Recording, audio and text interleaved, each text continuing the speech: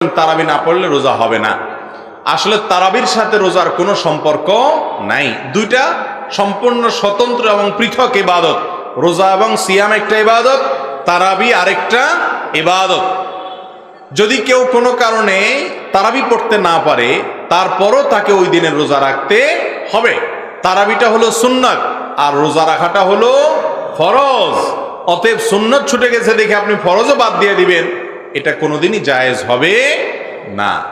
অতএব এমনও হতে পারে কোনো লোক তারাবি পড়তে পারছেন না, হয়তো তিনি রুকু সিজদা করা, উঠা বসা করা এবং এত সময় নামাজের মধ্যে থাকার মতো শারীরিক শক্তি নাই, কিন্তু উপবাস থাকতে পারেন, তাই তিনি রোজা রাখবেন তারাবি না পড়লেও। তবে হ্যাঁ, চেষ্টা করা উচিত একজন ইমানদারের, তিনি রমজানের রোজাও রাখবেন আবার তারাবিও পড়বেন, কারণ উভয় ইবাদতই কোরআন এবং হাদিস নির্দেশিত, বিধায় কোনোটাই ছাড়া উচিত না। কোনো কারণে যদি একটা